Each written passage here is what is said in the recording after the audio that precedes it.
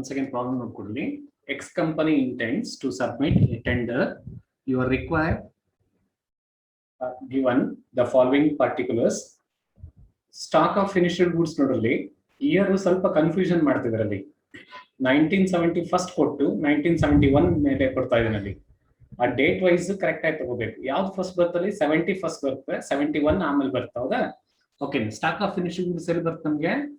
At the time of cost of production ಮಾಡ್ಬೇಕಾದ್ರೆ ಅದನ್ನ opening stock of goods ನ add ಮಾಡಬೇಕು, ಕ್ಲೋಸಿಂಗ್ ಸ್ಟಾಕ್ ಆಫ್ ಗೂಡ್ಸ್ ನ less ಮಾಡ್ಬೇಕಲ್ಲಿ. ರಾ ಮೆಟೀರಿಯಲ್ಸ್ ಓಪನಿಂಗು ಕ್ಲೋಸಿಂಗು ಅಂದ್ರೆ ಇದು ಓಪನಿಂಗು 1970 ಓಪನಿಂಗು, ಕ್ಲೋಸಿಂಗು 1971 ಉಲ್ಟಾ ಕೊಟ್ಟಿದ್ದಾನೆ ಹೌದಾ. Next purchases, office overhead direct ಕೊಟ್ಟಿದ್ದಾನೆ. Productive wages means direct wages. Next works overhead charges nothing but factory overhead charges. Sales of finished goods ಅಂದ್ರೆ selling overhead ಕೊಟ್ಟಿಲ್ಲ, direct sales ಕೊಟ್ಟಿಲ್ಲ ಅಂದ್ರೆ profit ನಾವು ಕಂಡುಹಿಡಿಬೇಕಲ್ಲಿ.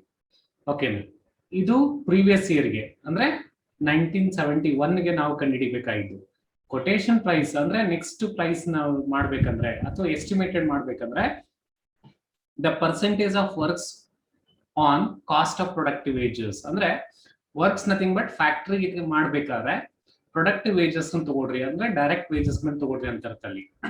Next office ಮಾಡ್ಬೇಕಾದ್ರೆ cost of work cost ಅಂತ ತಗೋಬೇಕಂದ್ರೆ ಅದೇನ್ ಮಾಡ್ಬೇಕಲ್ಲಿ cost to work cost ಅಂದ್ರೆ cost on work cost ಮೇಲೆ ತಗೋಬೇಕಂದ್ರೆ ವರ್ಕ್ ಕಾಸ್ಟ್ ಅಂದ್ರೆ ಫ್ಯಾಕ್ಟರಿ ಕಾಸ್ಟ್ ಬರುತ್ತಲ್ಲ ಅದ್ರ ಮೇಲೆ ತಗೋಬೇಕು.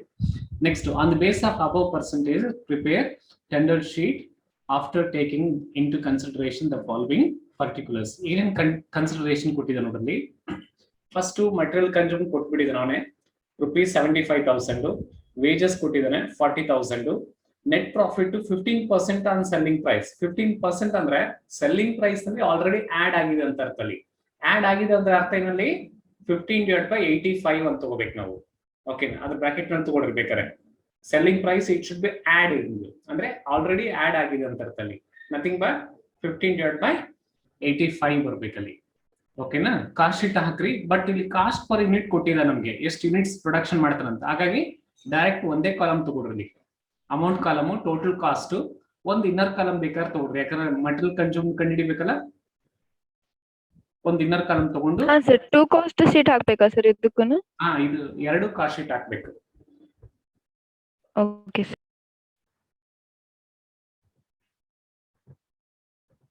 ಓಕೆ, ಫಸ್ಟ್ ಕಾಸ್ಟ್ ಶೀಟ್ ನೋಡ್ಕೊಡ್ರಿ. ಡೈರೆಕ್ಟ್ ಇದೆ ಆಲ್ರೆಡಿ, ಇದು ಮೇಲೆ ಕೊಟ್ಟಂತ ಇನ್ಫಾರ್ಮೇಶನ್ಸ್ ತಗೊಂತಾ ಬರ್ಬೇಕಲ್ಲಿ. ಓಕೆ, ಒಂದ್ ಸೆಕೆಂಡ್ ನೋಡ್ರಿ. ಡೈರೆಕ್ಟ್ ಮಟೀರಿಯಲ್ಸ್ ಅಂತ ಹೆಡ್ಡಿಂಗ್ ತಗೊಂಡು stock of raw materials as on 31st December 1970 first ತಗೋಬೇಕು.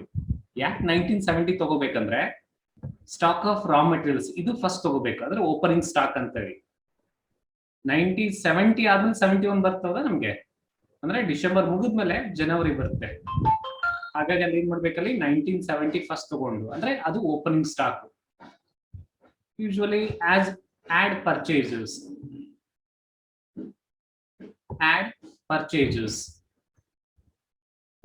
ಇಷ್ಟು ಕೊಟ್ಟಿದ್ದಾನೆ 7,59,200.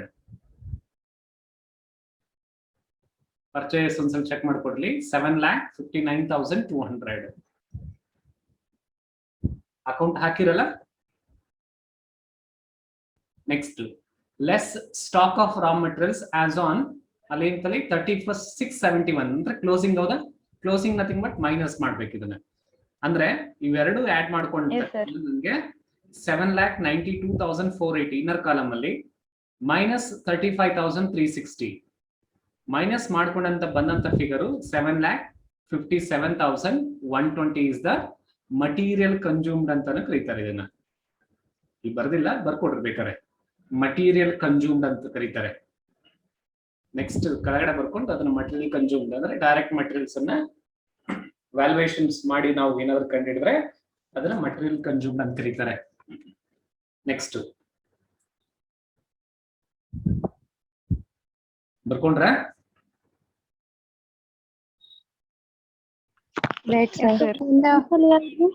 ಓಕೆ, ಬರ್ಕೊಡ್ರಿ.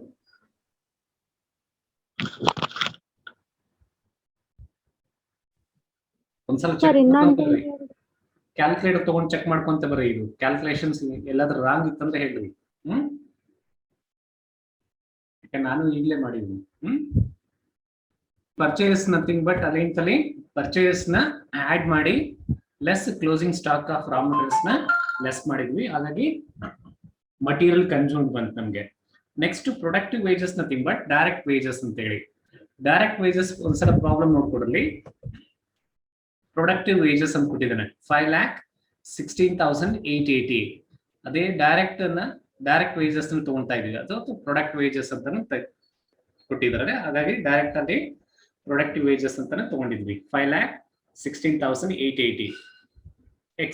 ಎಕ್ಸ್ಪೆನ್ಸಸ್ ಬಗ್ಗೆ ಯಾವುದೇ ಇನ್ಫಾರ್ಮೇಶನ್ಸ್ ಇಲ್ಲ, ಹಾಗಾಗಿ ಎಕ್ಸ್ಪೆನ್ಸಸ್ ನಿಲ್ ಅಂತ ತೋರಿಸ್ಕೊಡ್ಬೇಕಾರೆ 2 ಕಾಸ್ಟ್ ಶೀಟ್ ಕೊಟ್ಟಾಗ ಅದನ್ನ ತೋರ್ಸೋದ್ ಬೇಕಾಗಿಲ್ಲ, ಯಾಕಂದ್ರೆ ಇದಕ್ಕೆ ಟೈಮ್ ಬೇಕಾಗ್ತದೆ.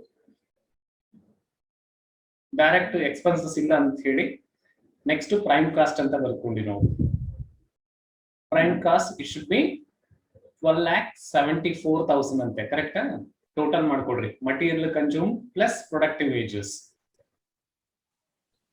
12,74,000. That is the first heading. ಯಾವುದು? Direct materials wages. Next heading factory overhead ಅಂತ ತಗೊಳ್ರಿ. ಫ್ಯಾಕ್ಟರಿ ಓವರ್ ಹೆಡ್ ಒಂದು ಅಡ್ಜಸ್ಟ್ಮೆಂಟ್ ಇದೆ ನೋಡ್ರಿ. ಅಡ್ಜಸ್ಟ್ಮೆಂಟ್ ನಥಿಂಗ್ ಬಟ್ ಡೈರೆಕ್ಟ್ ಅಲ್ಲಿ ಅಮೌಂಟ್ ಕೊಟ್ಟಿದ್ದಾನೆ. ವರ್ಕ್ಸ್ ಓವರ್ ಹೆಡ್ ಚಾರ್ಜಸ್ ಅಂತ ಕೊಟ್ಟಿದ್ದಾನೆ ನೋಡ್ರಿ amount. Works overhead, works nothing but factory overhead charges ಅಂತ ಹೇಳಿ ಡೈರೆಕ್ಟ್ ಕೊಟ್ಟಿದ್ದಾನೆ. ಹಾಗಾಗಿ ಅದನ್ನ ಫ್ಯಾಕ್ಟರಿ ಓವರ್ ಹೆಡ್ ಅಂತ ಬರ್ಕೊಂಡು ಬ್ರಾಕೆಟ್ ನಲ್ಲಿ ವರ್ಕ್ಸ್ ಓವರ್ ಹೆಡ್ ಚಾರ್ಜಸ್ ಅಂತ ತಗೊಂಡು ಇದ್ರ ಡೈರೆಕ್ಟ್ ಆಗಿ ತಗೊಂಡ್ವಿ 1,29,220. 1,29,220. ಇದಕ್ಕೆ ಯಾವುದು ವರ್ಕ್ ಇನ್ ಪ್ರೋಗ್ರೆಸ್ ಏನು ಕೊಟ್ಟಿಲ್ಲ, ಹಾಗಾಗಿ ಡೈರೆಕ್ಟ್ ವರ್ಕ್ ಕಾಸ್ಟ್ ಕಂಡು ಹಿಡಿಬಹುದು ನಾನು. ಅಥವಾ ಬೇರೆ ಫ್ಯಾಕ್ಟರಿ ಎಕ್ಸ್ಪೆನ್ಸಸ್ ಏನು ಕೊಟ್ಟಿಲ್ಲ, ಹಾಗಾಗಿ ಡೈರೆಕ್ಟ್ ಅದೊಂದೇ ಎಕ್ಸ್ಪೆನ್ಸ್ ಅಂತ ತಿಳ್ಕೊಂಡು works cost or factory cost ಅಂತ ಕಂಡು ಹಿಡಿಬೇಕು. ಎಷ್ಟು ಬರ್ತ್ ನೋಡೋದು? Work cost 14,03,220. 14,140,322. 14,03,220. ಇದು ಫ್ಯಾಕ್ಟರಿ ಆರ್ ವರ್ಕ್ಸ್ ಕಾಸ್ಟ್ ಅಂತ ಕರೀತಾರೆ. That is a third heading. Okay, next office over head. ಇದು ಡೈರೆಕ್ಟ್ ಕೊಟ್ಟಿದೆ ನಮ್ಗೆ. ಆಫೀಸ್ ಓವರ್ ಹೆಡ್ ಅಂತ ಕೊಟ್ಟಿದೆ ನೋಡ್ರಿ 70,161. ಕರೆಕ್ಟ್ ಆಗಿ ಬರ್ಕೊಡ್ರಿ. Office over head 70,161. ಇಲ್ಲಿ ಸ್ಟಾಪ್ ಮಾಡ್ರಿ ಪ್ರಾಬ್ಲಮ್ ನ ಬರ್ಕೊಂಡ್ಮೇಲೆ 70,161. ಇವೆರಡು ಟೋಟಲ್ ಮಾಡಿ ಡೈರೆಕ್ಟ್ ಕಾಸ್ಟ್ ಆಫ್ ಪ್ರೊಡಕ್ಷನ್ ಬರಿಬೇಡ್ರಿ, ಯಾಕಂದ್ರೆ ಸ್ಟಾಕ್ ಆಫ್ ಫಿನಿಶ್ಡ್ ಗೂಡ್ಸ್ ಕೊಟ್ಟಿದ್ದಾನೆ. ಓಪನಿಂಗ್ ಕ್ಲೋಸಿಂಗ್, ಓಪನಿಂಗ್ ನ ಆಡ್ ಮಾಡ್ಬೇಕು, ಫಿನಿಶಿಂಗ್ ನ ಲೆಸ್ ಮಾಡ್ಬೇಕಲ್ಲಿ. ಇವೆರಡು ಫಸ್ಟ್ ಆಡ್ ಮಾಡ್ಕೊಡ್ರಿ. ಯಾವುದು? Work cost plus office overhead. Work cost ಎಷ್ಟಿದಲ್ಲಿ 14,03,220 ಪ್ಲಸ್ 70,161. ನಥಿಂಗ್ ಬಟ್ ಅದೇಂತ ಟೋಟಲ್ ಮಾಡಿದ್ರೆ 14,73,881 ಬರುತ್ತೆ ನಮ್ಗೆ. ಅದಕ್ಕೇನು ಹೆಡ್ಡಿಂಗ್ ತಗೋಬೇಡ್ರಿ, direct add stock of finished goods. Date ಬರ್ಕೊಡ್ರಿ. ಡೇಟ್ ಇಲ್ಲಿ ಕೊಟ್ಟಿದ್ರು ನೋಡ್ರಿ. Stock of finished goods 71 ತಗೊಂತೀವಿ. 70 nothing but opening, 71 ಅಂದ್ರೆ ಕ್ಲೋಸಿಂಗು. 71 ಎಷ್ಟಿದ್ರಲ್ಲಿ 72,800. ಅದನ್ನ ಆಡ್ ಮಾಡ್ಕೊಳ್ರಿ. ಯಾವುದಕ್ಕೆ? 14,73,881. ಅದಕ್ಕೆ 72,800 ಆಡ್ ಮಾಡಿದ್ರೆ 15,46,181 ಬರುತ್ತೆ. 15,46,181. Next less stock of finished goods ಅಂದ್ರೆ closing stock of finished goods ಅಂತ ಹೇಳಿ 71 ಎಷ್ಟು ಕೊಟ್ಟಿದೆ ನೋಡ್ರಿ. ಪ್ರಾಬ್ಲಮ್ ಅಲ್ಲಿ ಚೆಕ್ ಮಾಡ್ಕೊಡ್ರಿ ಒಂದ್ಸಲ. 78,000 ರೌಂಡ್ ಫಿಗರ್ ಕೊಟ್ಟಿದ್ದಾನೆ. 78,000 round figure. Therefore, answer is ಈಗ ಕಾಸ್ಟ್ ಆಫ್ ಪ್ರೊಡಕ್ಷನ್ ನೋಡ್ರಿ 14,73,881. 68,181. 14 lakh 68,181. ಓಕೆನಾ? Next selling and distribution over head ಕೊಟ್ಟಿಲ್ಲ, ಹಾಗಾಗಿ ಡೈರೆಕ್ಟ್ ಅದನ್ನೇ ಕಾಸ್ಟ್ ಆಫ್ ಸೇಲ್ಸ್ ಅಂತ ಕರಿಬಹುದು ನಾವು. ಅದನ್ನೇನು ಬರೆಯೋದು ಅವಶ್ಯಕತೆ ಇಲ್ಲ ಅಲ್ಲಿ. ಹಾಗಾಗಿ ಡೈರೆಕ್ಟ್ ಸೇಲ್ಸ್ ಕೊಟ್ಟಿರ್ಬೇಕು ನಮಗೆ. ಒಂದು ಪ್ರಾಫಿಟ್ ಅಂತ ಬರೆದು ಒಂದು ಕಾಲಮ್ ಬಿಡ್ರಿ, ಇಲ್ಲಿ ಒಂದು ಲೈನ್ ಬಿಟ್ಟು ಕೆಳಗಡೆ ಸೇಲ್ಸ್ ಅಂತ ತಗೊಳ್ರಿ. ಸೇಲ್ಸ್ ಇನ್ಫಾರ್ಮೇಶನ್ಸ್ ಇದೆ ನನ್ನ ಹತ್ರ, ಪ್ರಾಬ್ಲಮ್ ಅಲ್ಲಿ ಕೊಟ್ಟಿದ್ದಾನೆ. ಇಲ್ಲಿ ಸೇಲ್ಸ್ ಆಫ್ ಫಿನಿಶ್ಡ್ ಗೂಡ್ಸ್ ಅಂತ ಕೊಟ್ಟಿದ್ದಾನೆ ನೋಡ್ರಿ. Sales of finished goods 15,39,200. ಈ ಸೇಲ್ಸ್ ನ ಇಲ್ಲಿ ತಗೊಳ್ರಿ, 15,39,200.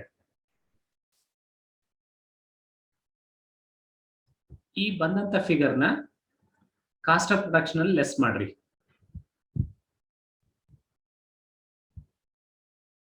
ಕಾಸ್ಟ್ ಆಫ್ ಪ್ರೊಡಕ್ಷನ್ ಎಷ್ಟಿದೆ? 14,68,181. Therefore, profit is 71,019. Answer once check ಮಾಡ್ಕೊಡ್ಲಿ. 71,019.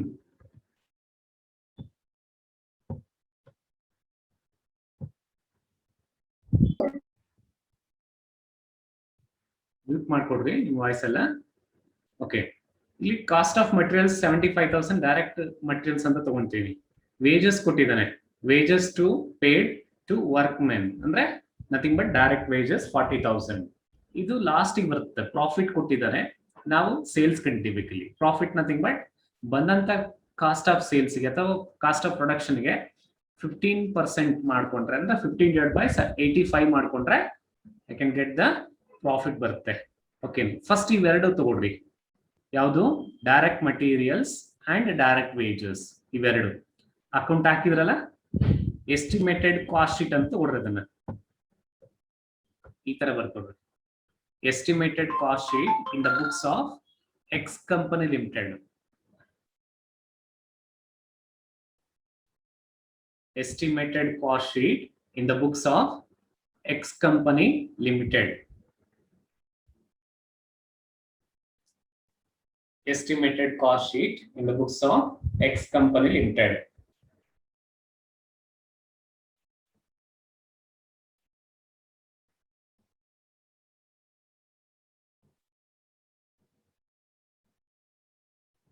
ಅವರು ಆಲ್ರೆಡಿ 2 ಐಟಮ್ಸ್ ಕೊಟ್ಟಿದ್ದಾರಲ್ಲಿ. ಯಾವ್ಯಾವು? ಮಟೀರಿಯಲ್ಸ್ ಮತ್ತು ವೇಜಸ್. Materials 75,000, wages 40,000. ಎರಡು ಆಡ್ ಮಾಡ್ಕೊಂಡ್ರೆ ಪ್ರೈಮ್ ಕಾಸ್ಟ್, ಯಾಕಂದ್ರೆ ಎಕ್ಸ್ಪೆನ್ಸಸ್ ಇಲ್ಲ. therefore prime cost 1,15,000, 1,15,000. Next adjustment ನೋಡ್ಕೊಡ್ರಿ. ಈಗ ಫ್ಯಾಕ್ಟ್ರಿಗೆ ಏನ್ ಅಡ್ಜಸ್ಟ್ಮೆಂಟ್ ಡೈರೆಕ್ಟ್ ಬರ್ಕೋಬೇಡ್ರಿ, ಆಮೇಲೆ ಬರ್ಕೊಡ್ರಿ. ಇದನ್ನ ಫ್ಯಾಕ್ಟ್ರಿಗೆ ಅಡ್ಜಸ್ಟ್ಮೆಂಟ್ ನೋಡ್ರಿ. The percentage of works on cost ಅಂದ್ರೆ ಫ್ಯಾಕ್ಟ್ರಿ ಕಾಸ್ಟ್ ಗೆ ಆನ್ ಪ್ರೊಡಕ್ಟಿವ್ ವೇಜಸ್ ತಗೋಬೇಕು. ಇದು ಪ್ರೀವಿಯಸ್ ಇಯರ್ ದ ನಮ್ಗೆ ತಗೋಬೇಕಾಗಿತ್ತು. ಪ್ರೀವಿಯಸ್ ಇಯರ್ ಐಟಮ್ಸ್ ಮೇಲೆ ತಗೊಂಡು ಒಂದು ಪರ್ಸೆಂಟೇಜ್ ಬರುತ್ತೆ ನಮ್ಗೆ. ಆ ಪರ್ಸೆಂಟೇಜ್ ನಾವು ಯಾರಿಗೆ ಅಪ್ಲೈ ಮಾಡ್ಬೇಕು? ಪ್ರೆಸೆಂಟ್ ಇಯರ್ ಪ್ರಾಡಕ್ಟ್ ವೇಜಸ್ ಗೆ ಅಪ್ಲೈ ಮಾಡ್ಬೇಕು. ಹೆಂಗ್ ತಗೋಬೇಕು ನೋಡ್ರಿ ಅದನ್ನ. ಇಲ್ಲಿ ನೋಡ್ರಿ, percentage equals to factory overhead previous year, factory overhead previous year ಇದು 1,29,220. ಅದನ್ನ ಮೇಲೆ ತಗೋಬೇಕು. ಯಾವ ಬೇಸಿಸ್ ಮೇಲೆ? Factory direct wages. Direct wages ಎಷ್ಟಿದೆ ಹೋದ ವರ್ಷದ್ದು? 5,16,880. ಫ್ಯಾಕ್ಟ್ರಿ ಓವರ್ ಹೆಡ್ ಮೇಲೆ ಬರ್ಕೊಂಡು ಡೈರೆಕ್ಟ್ ವೇಜಸ್ ಕೆಳಗಡೆ ಬರ್ಕೊಂಡು ಇಂಟು 100 ಮಾಡಿದ್ರೆ 25% ಬಂತು.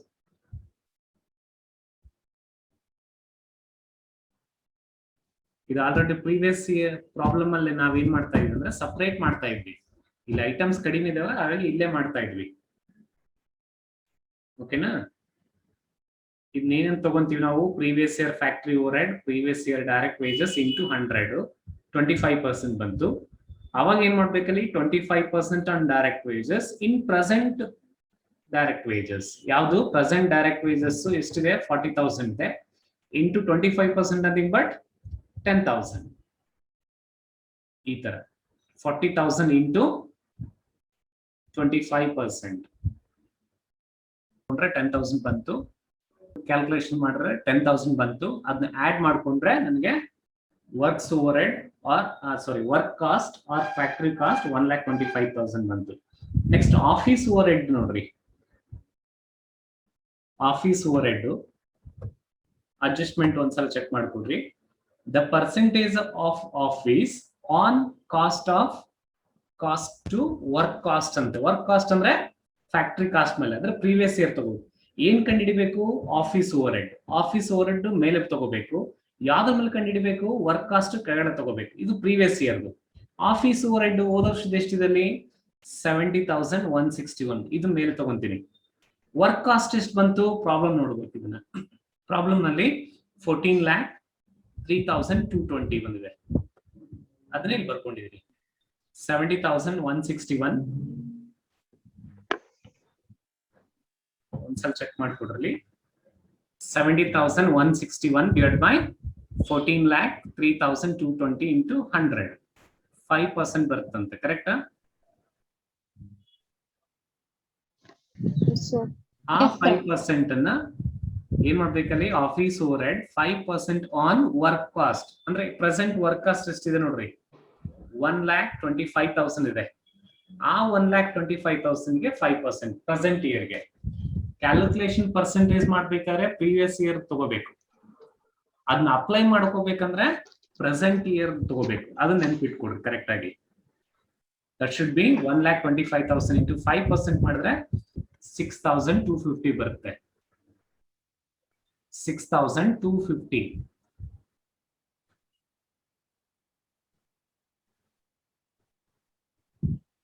ಓಕೆನಾ? ಓಕೆ.